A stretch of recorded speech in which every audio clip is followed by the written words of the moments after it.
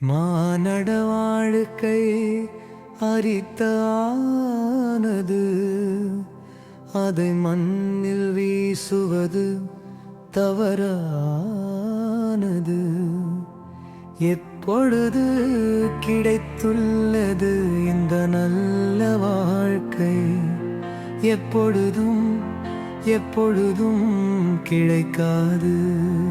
இனிமேல் எப்பொழுதும் எப்பொழுதும் கிடைக்காது மானது. வணக்கம். மீண்டும் சிந்தனைக்கு ஒரு விருந்து எனும் நிகழ்ச்சியின் ஊடாக உங்கள் அனைவரையும் சந்திப்பதில் மிகவும் மகிழ்ச்சி அடைகின்றேன்.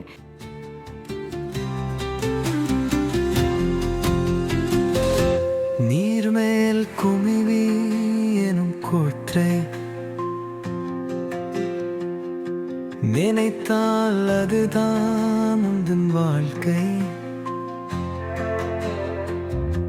காலையில் கதிரவன் உதித்ததும் மறைந்திரும், மணித்துளி போன்றது இந்த யாக்கை.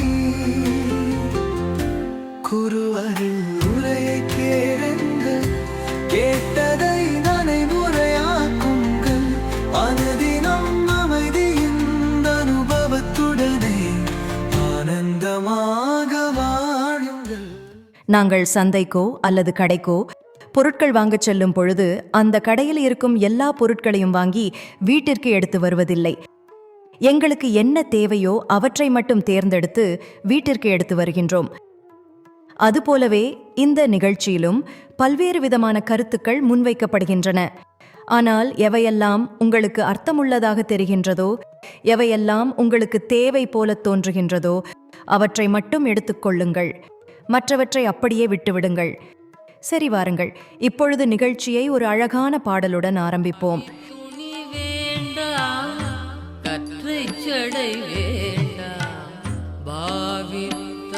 போதும் பரமநிலையை எய்துதற்கே, பாவித்தால் போதும் பரமநிலையை எய்துதற்கே.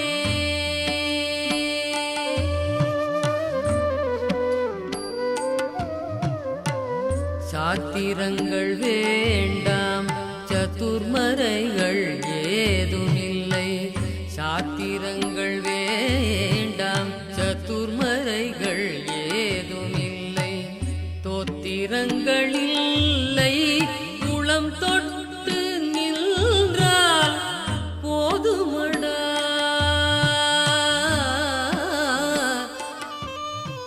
கடவுளின் கிருபையினால் இந்த மூச்சு வருகின்றது. எந்தவித முயற்சியும் இல்லாமலே மூச்சு வருகின்றது. ஆனால் யாரும் அதன் பெயரில் அக்கறைப்படுவதில்லை. வருகின்றது, போகின்றது. யாருமே அதனை பொருட்படுத்துவதில்லை. ஆனால் என்று நிரந்தரமாக போக ஆரம்பிக்கின்றதோ அப்போதுதான் அதை பற்றி எண்ணுவார்கள். நான் இதனை பார்த்திருக்கிறேன். கடைசி மூச்சு எடுக்க போராடும் பொழுது கவனம் வேறு ஒன்றிலும் செல்வதில்லை. முழு கவனமும் மேலும் ஒரு முறை மூச்சு எடுப்பதில்தான் இருக்கும். கடவுள் அருளால் இந்த மூச்சு வந்து போகின்றது. இந்த அருளை நம் வாழ்வில் நாம் ஏற்றுக்கொள்ளாவிடில் வேறு எதனை ஏற்றுக்கொள்ளப் போகின்றோம்? அனுபவம் செய்யவில்லை என்றால் எல்லாம் வெறும் கற்பனைதான். அனுபவம் செய்யாத வரை நாம் இந்த பொருள் என்ன என்பதை புரிந்து கொள்ள மாட்டோம். காலம் காலமாக மக்கள் இந்த உலகத்தை புரிந்து கொள்ள முயற்சி செய்கிறார்கள். சிலர் சந்திரனுக்கு சென்றால் நாம் இதனை புரிந்து கொள்ளலாம் என்பார்கள். சிலரோ புதன் கிரகத்துக்கு சென்றால் நாம் இவற்றையெல்லாம் புரிந்து கொள்ளலாம் என்று சொல்வார்கள். சிலரோ சமுத்திரத்தின் அடியில் சென்றால் புரிந்து கொள்ளலாம் என்பார்கள். இவ்வாறு எல்லா இடங்களிலும் சென்று தேட நாம் தயாராக உள்ளோம். ஆனால் நம் உள்ளே உள்ள உலகத்தினுள் செல்வதற்கு நாம் எப்போதாவது எண்ணுகிறோமா? ஆனால் நம் உள்ளே உள்ள உலகத்தினுள் செல்லவில்லை என்றால் நாம் செய்வது எல்லாம் வீணாக போய்விடும். நாம் எங்கு சென்றாலும் சரி, உள்ளே உள்ள விஷயத்தை புரிந்து கொள்ளாவிடில் அதனால் பலன் என்ன?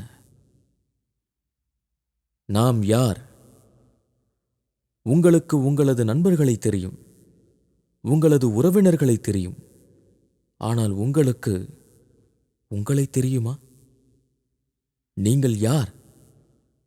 உங்களது வாழ்விலே நீங்கள் எதனை பெற்றிருக்கிறீர்கள்?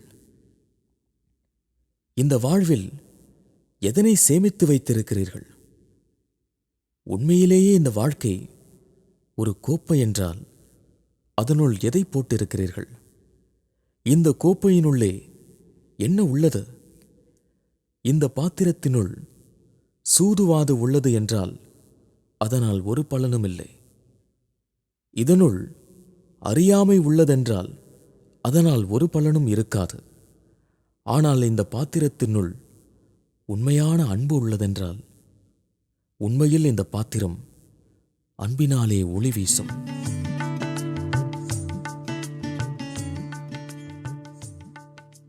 அரிது அரிது மானிடராய் பிறத்தல் அரிது என கூறினார் ஔவையார். பெறுவதற்கு அரிய பிறவியை பெற்றும் பெறுவதற்கு அரிய பிரானடி பேணார். பெறுவதற்கு அரிய பிராணிகள் எல்லாம் பெறுவதற்கு அரியதோர் பேரிழந்தாரே என கூறினார் திருமூலர். ஞானிகளும் மகான்களும் இந்த வாழ்க்கை மிகவும் அரியது என்று கூறிச் சென்றுள்ளார்கள். ஆனால் நாம் நமது நாளாந்த வாழ்வில் காண்கின்ற கஷ்டங்கள், துன்பங்கள் என்பவற்றின் மத்தியிலே நமக்கு இந்த வாழ்க்கை மிகவும் அரிதாக கிடைத்த ஒன்று போல் தோன்றுவதில்லை.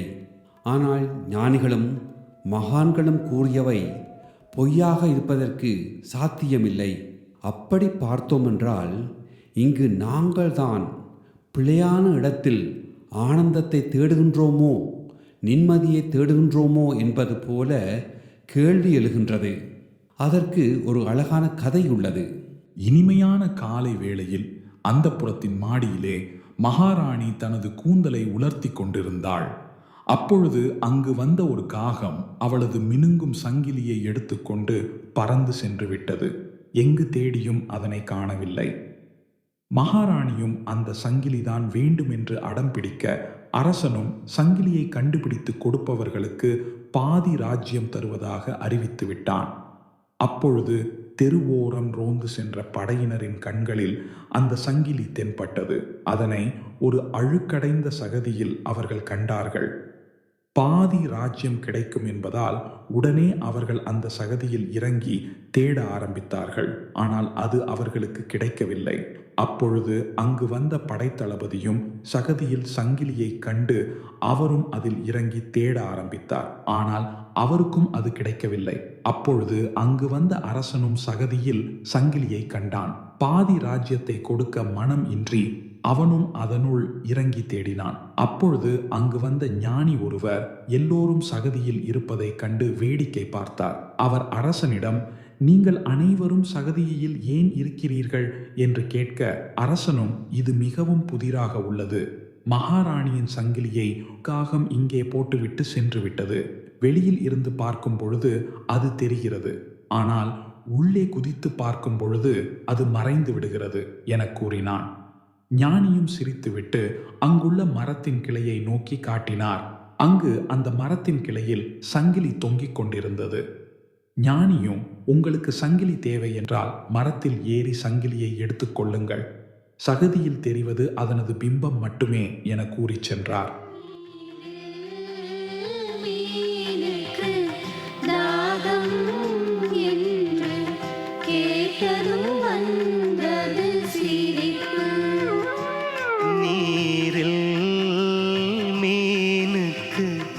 தாகம் என்று கேட்டதும் வந்தது சிரிப்பு.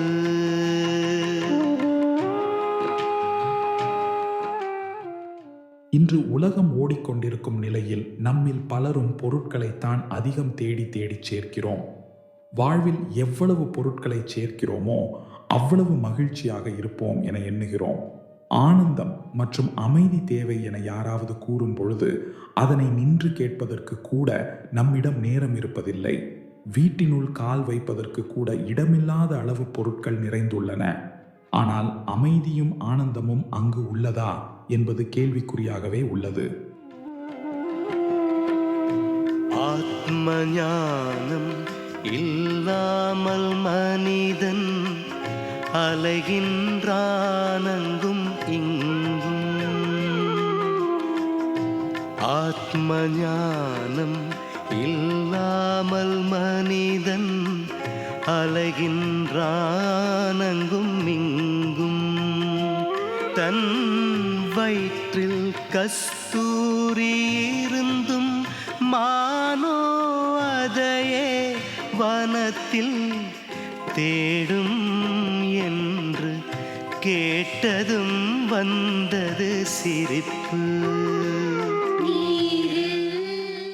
பலரும் சொல்வார்கள், உனக்கு அமைதி தேவை என்றால் எல்லாவற்றையும் விட்டு விட்டு காட்டுக்கு போக வேண்டும் என்று. மனிதனுக்கு அமைதி தேவை என்றால் இந்த உலகத்தை விட்டுவிட தேவையில்லை. அமைதி தேவை என்றால் எல்லாவற்றையும் தியாகம் செய்ய வேண்டும் என்று கூறுவார்கள். உண்மை என்னவென்றால், இந்த உலகத்தில் வாழ்ந்து கொண்டே அமைதியை நாம் அனுபவிக்க முடியும். ஏனெனில் அமைதி நம் உள்ளேயே உள்ளது, வெளியே அல்ல. அமைதி இமயமலை உச்சியில் இருந்திருந்தால் இந்தியர்கள் அல்லது நேபாளிகள் அதன் அருகில் இருந்திருப்பார்கள். எனவே நாம் செய்ய வேண்டியது எல்லாம் நாம் நம்மையே கண்டுகொள்ள வேண்டும். தாமரை மலரின் தேனை உண்டு அதிலே மயங்கும் வண்டு. தாமரை மலரின் தேனை உண்டு அதிலே மயங்கும் வண்டு. உலகில் சுழன்று அலைந்தே திரிந்து அதுபோல் மயங்கும் மனமே. நாம் செய்கின்ற காரியங்கள் எல்லாவற்றையுமே ஆனந்தமாக இருப்பதற்காகத்தான் செய்கின்றோம். ஒரு திரைப்படம் பார்க்க செல்கின்றோம் என்றால் ஏன் செல்கின்றோம்? மகிழ்ச்சியாக இருக்க வேண்டும் என்பதற்காக. சுவையான உணவுகளை ஏன் செய்கின்றோம்?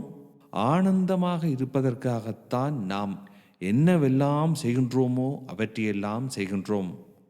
ஆனால் முதலாவதாக நாம் புரிந்து கொள்ள வேண்டிய விடயம் என்னவென்றால், நாம் தேடும் அமைதியும் ஆனந்தமும் நம் உள்ளேதான் உள்ளன. பரம் ஆனந்தம் நம் உள்ளே உள்ளது எனும் பொழுது நாம் அதனை அனுபவிக்க வேண்டும். நாம் கடவுளை காண்பதற்காக இடங்களுக்கு இடங்கள் யாத்திரை செல்கின்றோம். ஆனால் ஞானிகளும் மகான்களும் என்ன கூறியிருக்கின்றார்கள்? நீங்கள் எதனை தேடுகின்றீர்களோ அது உங்களின் உள்ளே உள்ளது என்று கூறி சென்றுள்ளார்கள். கடவுளின் உண்மையான கோயில் மனிதனின் உள்ளத்திலே உள்ளது. ஆனால் நாமோ நம் உள்ளே சென்று பார்க்க முயற்சிப்பதில்லை.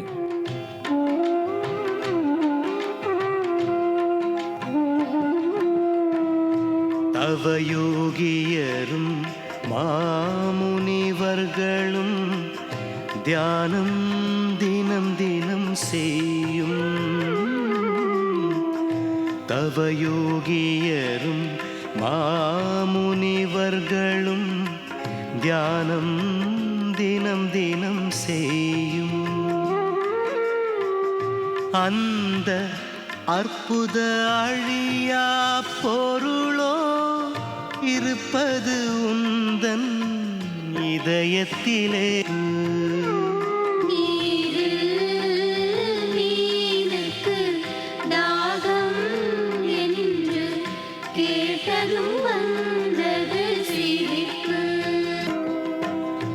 உள்ளே இருப்பதை வெளியே என்பார், வெளிப்பொருள் யாவும் மாயே.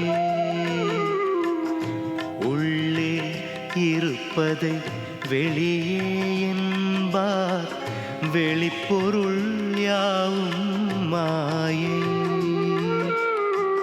குருவன்றி அந்த மாயத்திரையை அழிப்பவர் யார் இந்த உலகில்? மீண்டும் சிந்தனைக்கு ஒரு விருந்து எனும் நிகழ்ச்சியின் ஊடாக உங்கள் அனைவரையும் சந்திக்கும் வரை அன்பு வணக்கம் கூறி விடைபெறுகிறேன். நன்றி. நீரில் மீனுக்கு தாகம் என்று கேட்டதும் வந்தது சிரிப்பு.